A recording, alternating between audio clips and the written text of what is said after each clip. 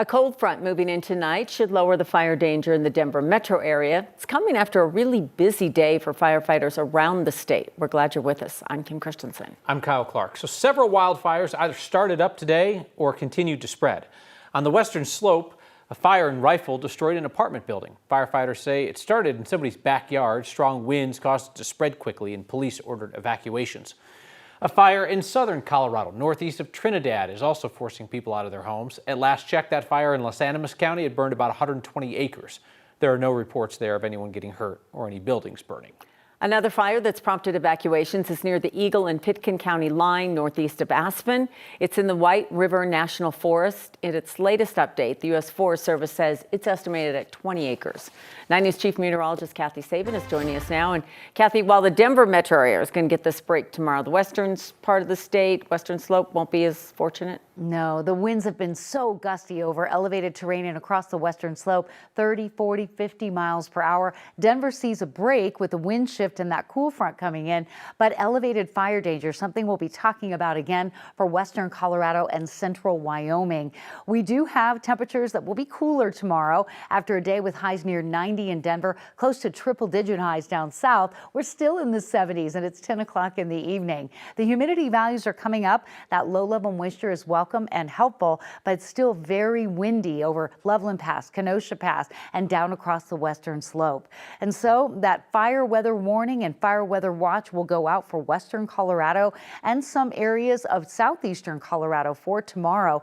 Although Denver and northeastern Colorado will get a break, and we're seeing some beneficial moisture on the radar tonight as that front rolls in.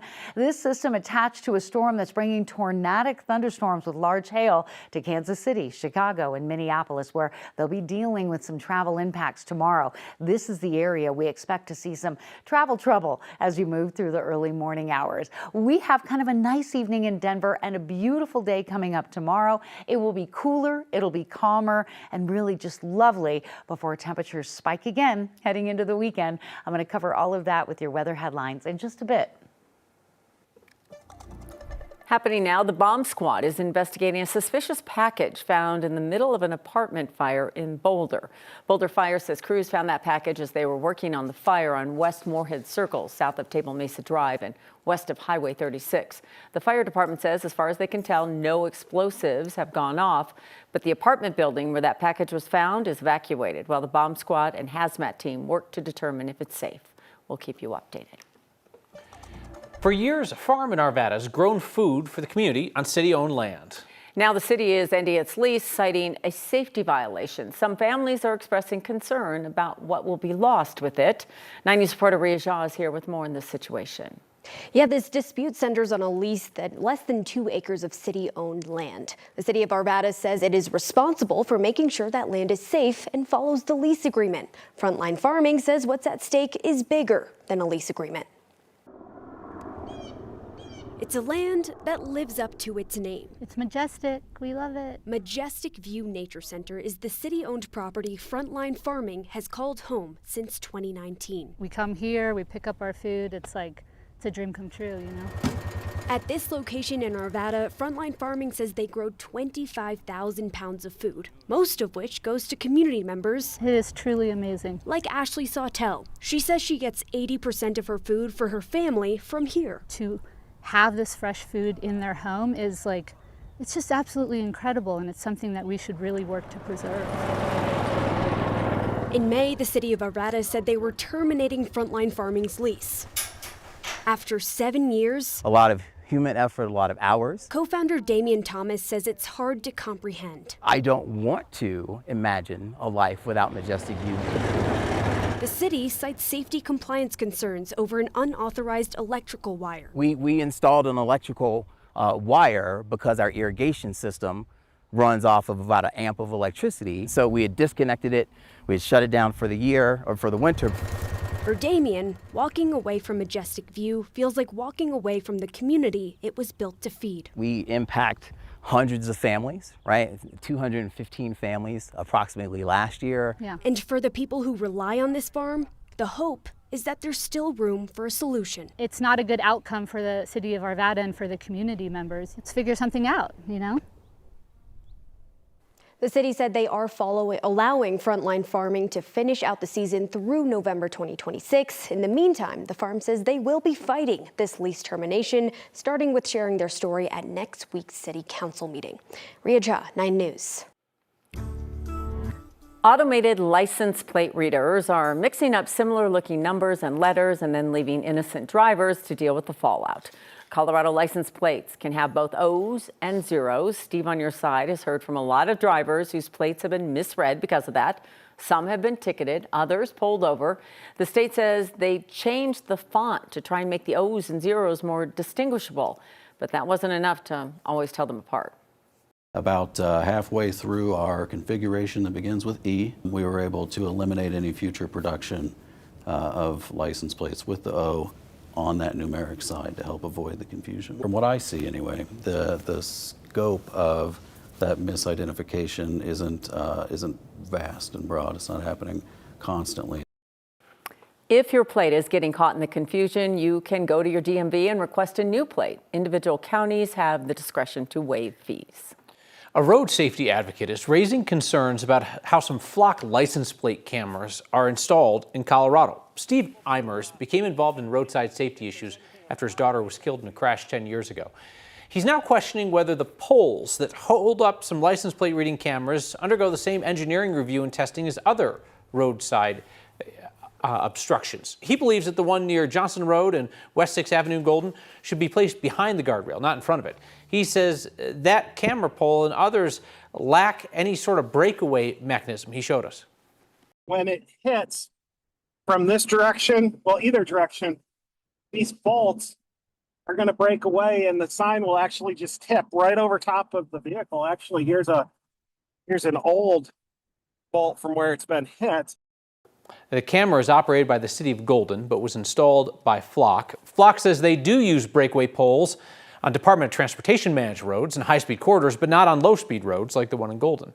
A spokesperson for the city says they reviewed that location and others and don't see a significant concern. It's been more than 3 weeks since Cargill locked out about 1,700 workers of its beef processing plant in Fort Morgan. Now the union representing those employees is claiming the company violated federal labor laws. Cargill barred employees from returning to work after union members voted down a contract offer last month. The union says it was not enough to keep up with the rising cost of living. And the company has argued the lockout is necessary because of the potential for work stoppage. The union has now filed a complaint with the National Labor Relations Board. It accuses the company of interfering in the rights of workers to collectively bargain and changing the terms and conditions of employment. We asked an employment attorney how long it could take for all of this to play out. It depends. It depends on how negotiations go between the parties. I think usually the way this resolves is when you've got a collective bargaining agreement kind of at the root of all the issue here.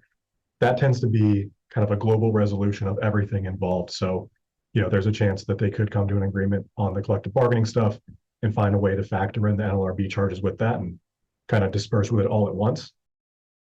Since the lockout began, Cargill has been sending cattle to other plants to avoid disruptions in beef processing. We reached out to Cargill to get the company's response to the complaint. We haven't heard back. Much of Colorado is in some sort of drought. Businesses that rely on the state's waterways say they're taking a hit. 9 News reporter Colton Chavez talked with a fishing guide watching bookings dry up. He's better fisherman than this. The camera's spooking him. Colorado's drought has anglers fearful of this season in the water. Normally this time of year, maybe we'd see 8 to 10 trips go out during a week, especially heavier on the weekend. Matt Sandor earns his living along the banks of Clear Creek. And maybe right now we're only seeing 3 or 4 trips booked. Owner of the Canyon Fly Shop in Wheat Ridge, he says customers are biting onto the idea that the drought means bad water for fishing. Since December, people have walked in the fly shop talking about snowpack, talking about how this could be a really bad summer for water. Matt says all of that talk is now translating into real numbers. The month of May, we were down 35%, and so far the first 10 days of June, we're down 40%. A common misconception that Matt says he can't get ahead of. If you look at the water, we couldn't possibly be in better situation for the next month or so for really good fishing conditions. Fast forwarding the fishing season that customers normally wouldn't see. Yep. Oh, that's a fish. Until the middle of the summer. We're probably about a month ahead or like 3 weeks ahead. Matt's been in business for 3 years. He says what he's learned is that when the river levels start to drop, educating anglers is just as important as finding the right fly. We love when people come into our store and they ask those questions and they don't know a whole lot yet. That's the market we're trying to help. Trying to get more people in the water while the getting is good. But this year we just need to plan a little bit differently. Hopefully eliminating their doubt So this looks like a brown. for this summer's drought. Low water means lots of trout, lots of fish caught. On Clear Creek, Colton Chavez, 9 News. Some good news out of Boulder tonight. Deion Sanders says he's heading into the 2026 season fully healthy after a rough 2025 that saw him battling bladder cancer. The Pro Football Hall of Famer and CU head football coach made that announcement on Good Morning America. The 58-year-old said early detection was important to his successful treatment. His cancer was caught early by doctors who were seeing him for an unrelated health problem that forced him to have 2 toes amputated. Sanders says his focus now is getting his team ready to play. CU kicks off the season at Georgia Tech on Thursday, September 3rd.